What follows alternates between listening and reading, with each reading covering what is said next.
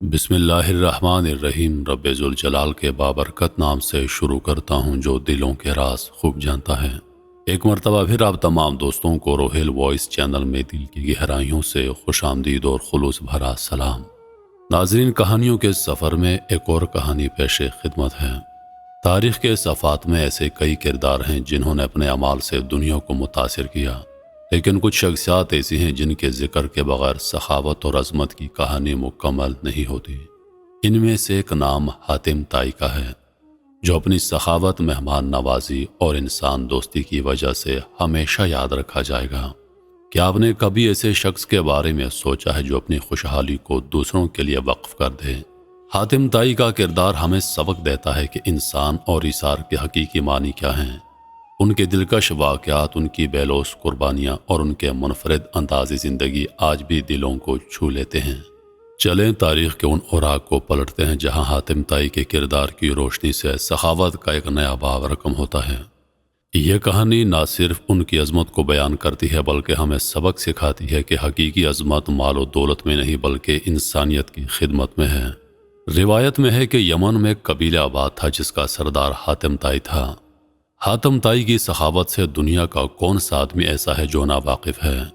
رسول کریم صلی اللہ علیہ وآلہ وسلم کے زمانے میں کچھ لوگ جب قید ہو کر آئے اور آپ علیہ السلام کو یہ پتہ چلا کہ ان قیدیوں میں حاتم طائی کے قبیلے کی ایک خاتون بھی ہیں، تو حضور پاک علیہ السلام نے ارشاد فرمایا کہ خاتون کو رہا کر دیا جائے۔ خاتون کو جب خوشخبری سنائی گئی تو اس نے یہ کہہ کر آزاد ہونے سے انکار کر دیا کہ میرے ساتھ قبیلے کے دوسرے افراد بھی ہیں۔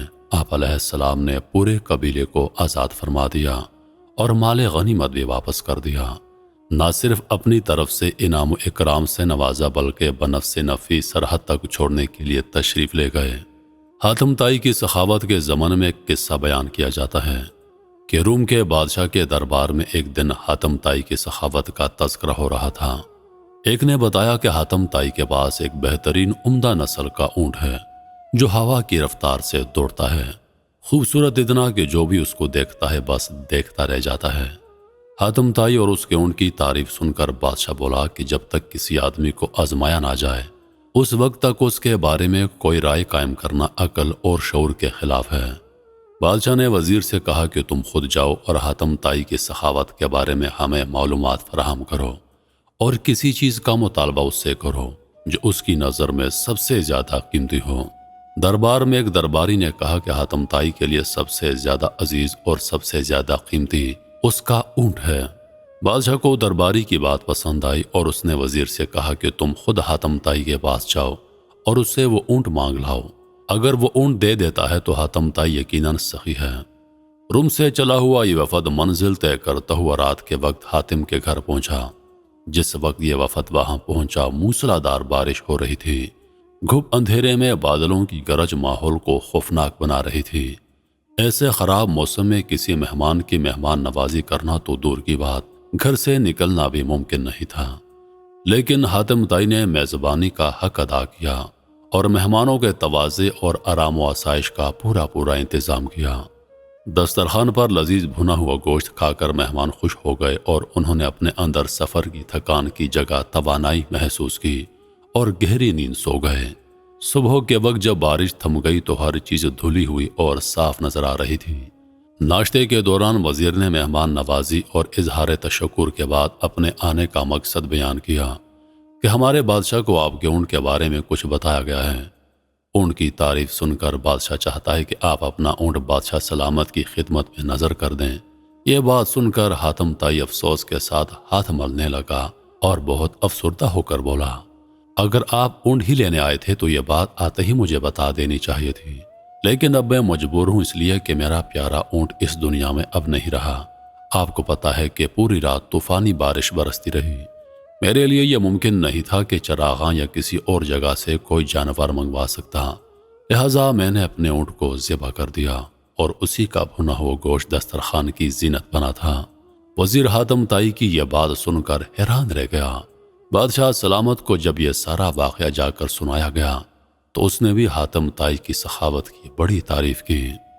قبیلہ بنی تے کے سردار حاتم طائی کے بارے میں یوں رقم ہے کہ ایک بادشاہ نے حاتم طائی کی اتنی شہرت سنی کہ بادشاہ نے محسوس کیا کہ اس کی شہرت کا نام اور اس کی عزت حاتم طائی سے کم ہے۔ بادشاہ کا دل بغض اور حسد سے بھر گیا۔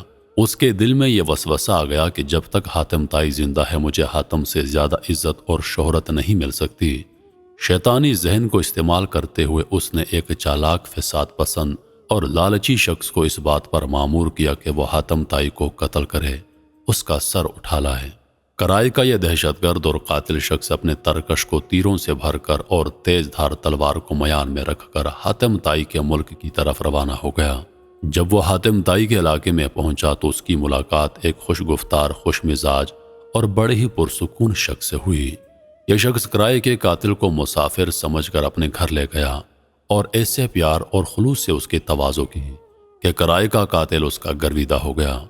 دوسرے دن جب مہمان نے رخصت ہونا چاہا تو خوش گفتار اور خوش اخلاق میزبان نے اصرار کیا کہ مہمان ابھی چند روز اور قیام کرے اور مزید خدمت کرنے کا موقع دے۔ کرائے کے قاتل کے دل میں میزبان کی تکریم اور بڑھ گئی۔ اس نے کہا کہ مجھے ایک ضروری کام درپیش ہے، اس لیے میں زیادہ دن نہیں ٹھہر سکتا۔ میزبان نے کہا کہ مجھے آپ وہ کام بتا دے، شاید میں آپ کی کچھ مدد کر سکوں۔ کرائے کے قاتل نے رازداری سے کہا کہ بادشاہ نے مجھے حاتم طائی کو قتل کرنے کا حکم دیا ہے، اس کے سر پر بڑا انعام مقرر کر دیا ہے۔ اگر آپ حاتم طائی کو جانتے ہیں تو مجھے اس کا پتہ بتا دیں۔ یہ سن کر حاتم طائی مسکرایا اور عاجزی کے ساتھ جھک کر کہا، میں حاتم طائی ہوں، آپ اپنا کام شوق سے پورا کر سکتے ہیں، کیونکہ اگر یہ کام آپ اس وقت پورا نہیں کریں گے تو پھر لوگ دیکھ لیں گے اور وہ مزاحمت کریں گے اور آپ انعام سے محروم رہ جائیں گے۔ حاتم طائی کی یہ بات سن کر کرائے کا قاتل اپنے میزبان کے پیروں میں گر گیا۔ اس نے اپنی تلوار اور تیروں سے بھرا ہوا ترکش پھینک دیا اور کہا، اے معزز سردار کے جسم پر پھول مارنا بھی گناہ عظیم ہے۔ ایک مرتبہ حاتم طائی کے قبیلے پر ایک دشمن قبیلے نے حملہ کیا اور کئی افراد کو قیدی بنا لیا۔ ان قیدیوں کو اپنے علاقے میں لے جا کر غلام بنائے جانے کا خطرہ تھا۔ جب حاتم طائی کو اس واقعے کی اطلاع ملی تو وہ فوراً ان قیدیوں کو چھڑانے کے لیے تیار ہو گئے۔ دشمن قبیلے کا سردار ان قیدیوں کی رہائی کے بدلے بڑی رقم کا مطالبہ کر رہا تھا۔ حاتم طائی نے اپنے قبیلے کے قیمتی سامان، مال و دولت اور حتیٰ کہ اپنی جائیداد تک دینے کی پیشکش کی تاکہ قیدیوں کو آزاد کروا سکیں۔ جب حاتم طائی دشمن قبیلے کے پاس پہنچے تو انہوں نے نہ صرف اپنے قبیلے کے قیدیوں کو آزاد کروایا بلکہ دشمن کے سردار کو اپنی سخاوت اور عزت نفس سے اس قدر متاثر کیا کہ وہ حاتم طائی کا مداح ہو گیا۔ سردار نے کہا، حاتم، تمہاری سخاوت اور انسانیت کے جذبے نے مجھے شرمندہ کر دیا۔ آج سے ہمارے درمیان کوئی دشمنی نہیں رہی۔